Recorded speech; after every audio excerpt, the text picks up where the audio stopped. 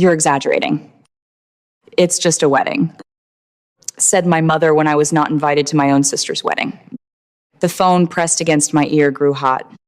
My mother's voice was smooth, completely unaffected by the fact that she was actively erasing me from the family.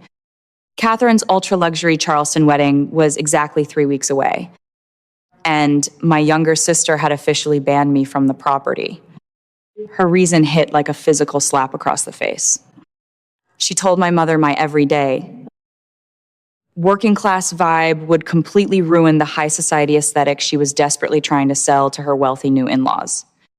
My mother just sighed heavily into the receiver, demanding I swallow my pride and stay hidden so Catherine could have her flawless, picture-perfect day. The shop smelled of fresh eucalyptus and damp earth. I stood behind the counter of my floral studio in Charlotte, staring at the wall of ribbons. My hands were shaking, but not from sadness. 3 years ago, I sat in this exact spot and wired $45,000 directly to Catherine's university out of state. She had blown through her student loans and was about to be expelled. My mother called me crying, begging me to be the big sister, to secure Catherine's future. I drained my business savings to keep her afloat. I spent years building this shop from the ground up, fighting for every single client, working 18-hour days until my hands blistered, just so my family would have a safety net. And now, my life's work was nothing but a working-class embarrassment to the very person whose education it paid for. My phone buzzed against the marble counter. It was a text from my mother. She did not apologize. She did not try to soften the blow. Instead, she sent a casual reminder that the final $25,000 invoice for the Charleston wedding vendors was due in 2 days, assuming my credit card was still on file to auto-pay it. Before I could even process the absolute audacity of the request, a second message arrived. It was a forwarded email containing the initial paperwork for a $600,000 mortgage. Catherine had ruined her credit, and they needed a co-signer for her new house with Trevor. They were disgusted by my presence, but they felt completely entitled to my infrastructure. They wanted my money, my credit, and my silence, all from behind a locked door. I looked at the mortgage document. I looked at the catering invoice. My chest tightened, and then a cold, absolute calm washed over me. I opened my laptop. I did not write a long, emotional paragraph begging for an invite or demanding respect. I logged directly into my business banking portal. The initial non-refundable deposits for the venue and food had been paid months ago, but the final $25,000 was scheduled to trigger upon delivery on the morning of the wedding. I called my bank representative. I issued a strict, irrevocable stop payment and fraud alert on any incoming charges from the Charleston vendors. My credit card was wiped from the portals because my mother and sister were the primary legal signees on those contracts. The financial liability dropped squarely onto their shoulders. I packed a single suitcase. I threw my keys into my bag, locked the floral shop, and drove straight toward a remote cabin in Asheville. As the tires hummed against the highway, I sent one final text to the group chat containing my mother and sister. I am not in the photos. I am not in the budget. Then I turned my phone off and let the mountains swallow the silence. The morning of the wedding arrived with crisp, quiet air in Asheville. I sat on the porch with a cup of black coffee, watching the fog roll over the pines. Down in Charleston, the illusion was shattering violently. The delivery trucks pulled up to the historic estate. They ran the card on file for the remaining $25,000. The machine declined the charge. The vendors, seasoned professionals who knew better than to unload prime rib and imported orchids without final payment, simply closed their truck doors. My mother and sister had zero liquidity. They frantically tried to split the bill across maxed out credit cards, but the vendors refused the piecemeal offering and drove away, leaving the grand reception hall completely barren. Panic consumed the bridal suite. Catherine was screaming at the event coordinator, her flawless aesthetic crumbling into chaotic reality. In the corner of the room, the maid of honor watched the disaster unfold. She had already fronted $2,000 of her own money for the bridal shower and the bachelorette trip, constantly promised reimbursement by a family playing pretend with someone else's money, realizing the wedding was dead and her money was gone. Her loyalty evaporated. She pulled out her phone, opened a folder of screenshots she had been holding on to for months, and forwarded them directly to Trevor. Catherine's recent, undeniable infidelity lit up his screen. The maid of honor stood up, grabbed her purse, announced she was done covering for a fraud, demanded her $2,000 back, and walked straight out the door to a waiting car. Trevor stared at the messages, looked at Catherine's pale face, and publicly walked out of the empty hall. 2 days later, the desperation morphed into venom. Catherine, humiliated, dumped, and facing the collapse of her $600,000 dream house, decided I was the villain. My shop's online page suddenly flooded with horrific one-star reviews claiming I ruined weddings, stole money, and delivered dead flowers. It was a coordinated, vicious cyber attack designed to bankrupt my livelihood. Then came the anonymous text. Catherine demanded I pay the $25,000 vendor lien and co-sign the mortgage immediately, or the reviews would never stop.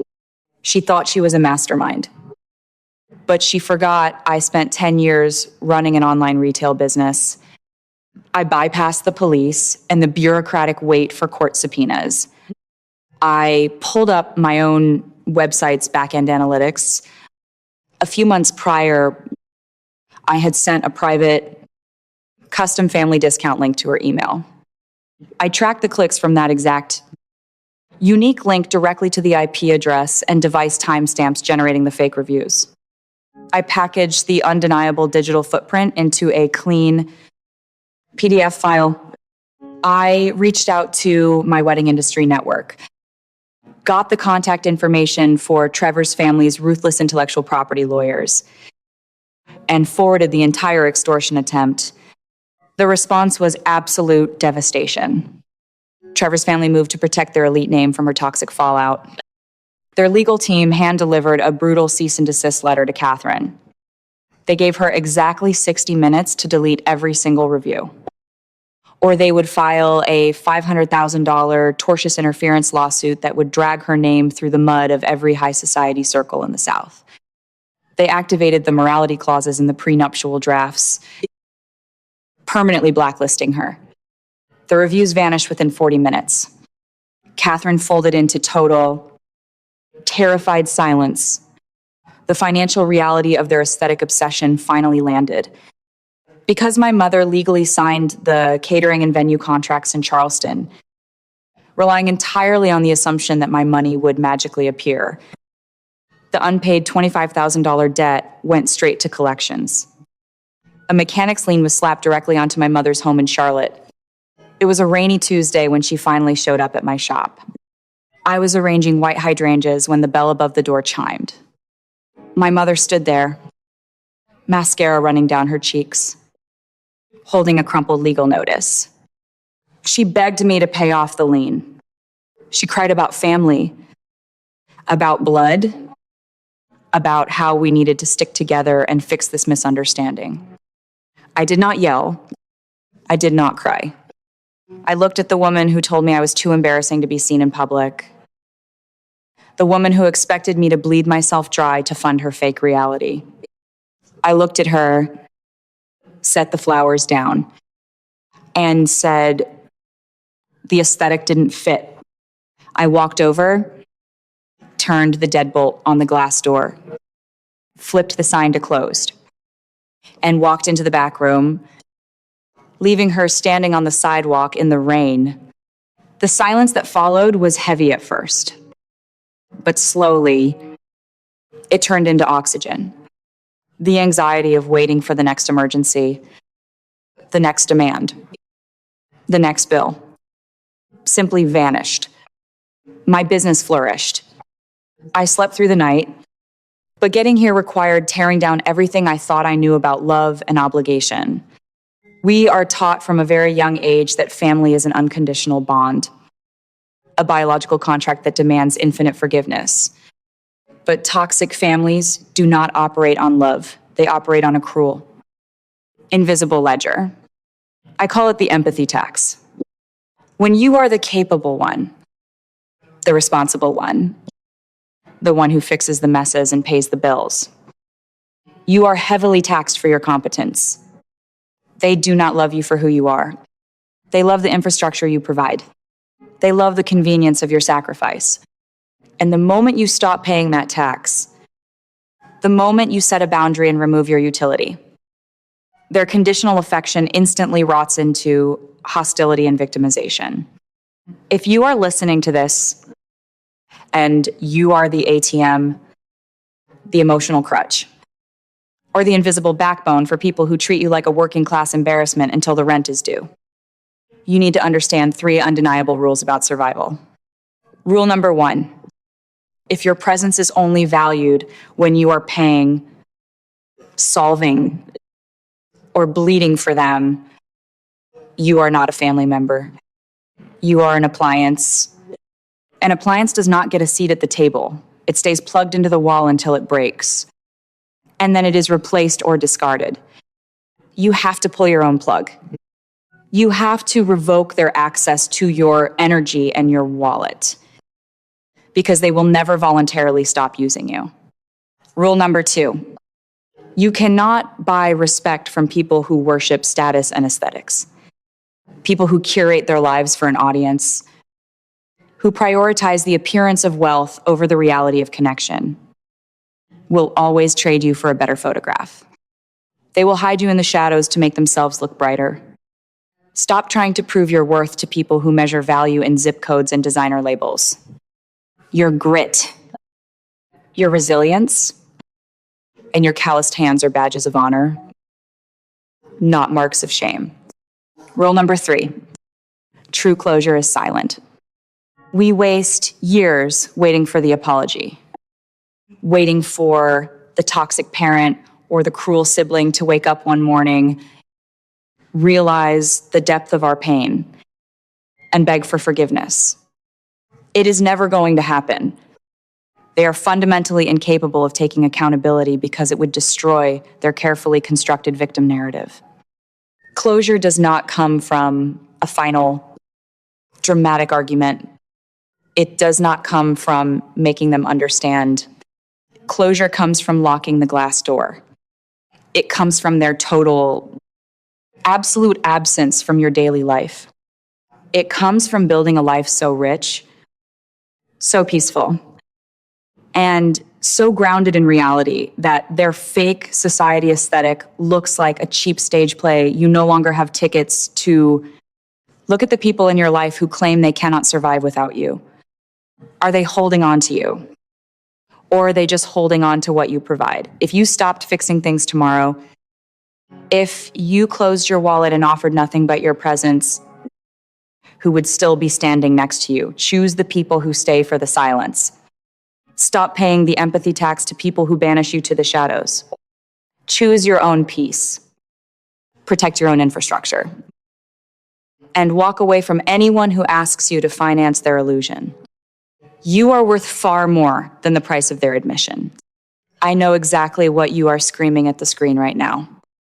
You are sitting there thinking, why did she wait so long? Why did she pay $45,000 in the first place to a family that treated her like a human ATM? Let me stop you right there. Because she was not stupid. What you just witnessed is a textbook example of the slot machine effect. In behavioral psychology, we call this intermittent reinforcement. When a toxic family constantly degrades you, but occasionally throws you a tiny crumb of hope, a fake smile, a text message, a momentary seat at the table, your brain gets hooked. You keep pulling the lever, paying the tuition, and funding the lifestyle, hoping that this time you will finally hit the jackpot of unconditional love. They kept her addicted to the illusion of belonging. But when that illusion shattered, she didn't just get mad, she got smart. Let's break down the street smart financial defense she used to dismantle this trap. Because these are the moves you need to memorize if you ever find yourself in this situation. First, we have the audit strategy. When they demanded she pay the $25,000 vendor invoice and co-sign a $600,000 mortgage, she didn't waste energy arguing about her feelings. Toxic people thrive on emotional chaos because it distracts you from the math. Instead, she audited her actual legal liability. She realized her name was not on the catering contracts, theirs were. She simply removed her credit card and issued a stop payment. Scammers hate details. And the detail here was that she held the purse strings, but they held the legal obligation second. She executed building the case. When her sister tried to extort her by attacking her business with fake reviews, she didn't retaliate blindly on social media. She used the digital footprint by pulling the exact timestamps and IP addresses from her own back-end analytics. She handed a prepackaged, undeniable case directly to corporate lawyers. She let their ironclad morality clauses and the threat of a $500,000 lawsuit do the heavy lifting for her. Finally, she made the buyout. When her mother showed up crying about the mechanic's lien, she locked the door. She recognized that cutting them off was not a loss, it was an investment in her own freedom. She bought her permanent peace by refusing to finance their aesthetic. The silence after that day did not feel like victory at first. It felt strange. For years, my phone had been a panic button. Other people kept pressing a tuition emergency, a credit card crisis, a family dinner I was expected to pay for but not fully belonged to, a sister who needed rescuing, a mother who called sacrifice love only when I was the one bleeding. So when the calls stopped, my body did not immediately relax. It waited for the next explosion. Every time the bell above my shop door chimed, I expected to see my mother standing there with another bill in her hand. Every time an unknown number flashed across my screen, I expected Catherine's voice, sharp and wounded, demanding that I fix the life she had destroyed with her own hands. But weeks passed, then months, and slowly, the quiet became something I had forgotten existed. Peace. Not the fake peace where everyone tells you to stay silent so the family can look perfect. Not the peace of swallowing humiliation to keep a dinner table intact. Real peace. The kind that comes when nobody is reaching into your pocket. Rewriting your memory. Or using guilt like a leash. My floral studio changed after that. Not overnight, but steadily. I started taking clients who respected my time. I stopped discounting my work just because someone said they were almost family. I raised my prices. I hired 2 assistants. I replaced the cracked tile near the back counter that I had ignored for years because there was always another family emergency more important than my own comfort. And the strangest thing happened. The business did not collapse when I stopped overgiving. It grew because the energy I had been pouring into people who despised me was finally available for the life I had built with my own hands. Catherine eventually moved out of Charleston circles completely. Trevor's family made sure her name became a quiet warning. The kind people did not mention loudly at brunch, but absolutely remembered when guest lists were made. The house with a $600,000 mortgage never happened. Without my credit, without Trevor's name, and without the illusion of wealth holding everything together, there was nothing left to approve. My mother tried once more. Not in person this time. A letter arrived at the shop in a pale cream envelope, the kind she used for Christmas cards when she wanted the family to look better than it was. Inside, she wrote 3 pages about forgiveness. She said she was getting older. She said Catherine was fragile. She said families made mistakes. She said I had always been the strong one, as if strength was a legal contract requiring me to keep funding their weakness. But there was one word missing from all 3 pages. Sorry. Not once did she say, I was wrong. Not once did she say, you deserve to be invited. Not once did she admit that she had asked me to disappear from a wedding I had been expected to finance. That was when I finally understood something that changed my life. Some people do not want forgiveness. They want access. They do not miss your heart. They miss your wallet. They miss your labor. They miss the version of you who could be insulted in private, erased in public, and still trusted to pay the invoice by Friday. I folded the letter back into the envelope, placed it in a drawer, and went back to wiring roses for a bride who had chosen my shop because she loved my work, not because she wanted to drain it. And that is the part people do not talk about enough. Walking away from toxic family does not always look dramatic. Sometimes it looks like not answering. Sometimes it looks like letting a call ring until it dies. Sometimes it looks like reading a message, feeling your chest tighten, and then choosing not to return to the cage just because someone rattled the bars. I used to think closure meant getting them to understand. Now I know closure means understanding myself. I did not owe them one more explanation. I did not owe them one more loan. I did not owe them one more chance to prove that, given the opportunity. They would choose status over me again. They had already shown me the truth. They did not want me in the photograph. They only wanted me in the budget. And once I accepted that, the grief became cleaner. It still hurt, but it stopped confusing me. Because betrayal becomes easier to survive when you stop dressing it up as misunderstanding. So here is what I want you to take from this story. When people exclude you from the celebration but include you in the invoice, that is not family. That is exploitation with a shared last name. When they are ashamed of your job but comfortable spending the money that job creates, they do not respect you. They respect what they can extract from you. And when they call you selfish for finally protecting yourself, pay close attention. They are not grieving the relationship. They are grieving the loss of control. The moment I removed my credit card from those vendor portals, I did more than stop a payment. I ended a roll. I stopped being the emergency fund. I stopped being the invisible sister. I stopped being the responsible daughter who was expected to absorb every insult and rescue every disaster. I stopped confusing usefulness with love. And yes, they called me cruel. People who benefit from your lack of boundaries will always call your boundaries cruelty. They will say you changed. They will say money made you cold. They will say you abandoned them.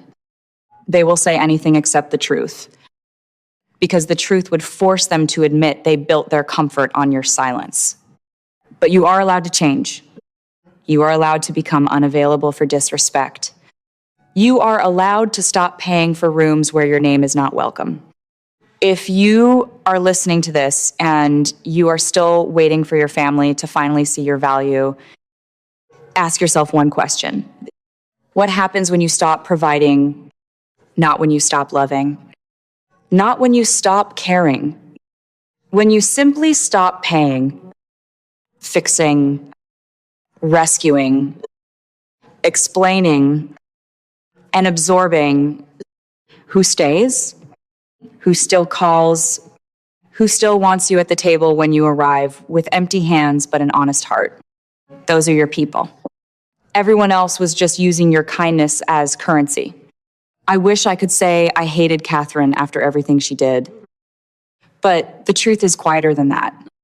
I stopped building my life around her approval. That was all. I stopped checking whether my mother had forgiven me for refusing to be used. I stopped measuring my worth by whether people who benefited from my pain were comfortable with my freedom. And in that freedom, I built something better than revenge. I built a life they could not charge to my card. A life with clean mornings, paid invoices, loyal clients, locked doors, and peace that did not require anyone else's permission. So if you are the one who always pays, always saves, always bends, always forgives, always shows up for people who would never cross the street for you unless they needed something, hear me clearly. You are not selfish for protecting what you built. You are not cruel for refusing to finance someone else's illusion. You are not broken because your family taught you love had to be earned through sacrifice. You are conditioned, and conditioning can be broken. Start small if you have to. Remove one card. Cancel one automatic payment. Stop answering one guilt-soaked message. Sigh. I'm not able to help with that. And let the silence afterward teach you who they really are. Because the first boundary will feel like betrayal. Then it will feel like breathing. And one day, you will look around at the life you saved from their appetite. And you will realize that walking away was not the moment you lost your family. It was the moment you finally stopped losing yourself. If this story hit close to home, tell me in the comments, have you ever been expected to fund people who still treated you like an embarrassment? And if you are in the middle of cutting off someone who only values what you provide, remember this. Do not argue with people who profit from misunderstanding you. Do not keep receipts to convince those who already know what they did. Keep the receipts to protect yourself. Then lock the door. Turn the sign to closed. And walk into the life they never thought you had the courage to choose. If you have ever had to stop paying the empathy tax and cut off a toxic situation, drop your story in the comments below. We read them. And your survival strategy might just be the exact blueprint someone else needs to hear today. Hit subscribe for more street smart strategies. And remember, protect your peace and protect your assets. See you in the next one.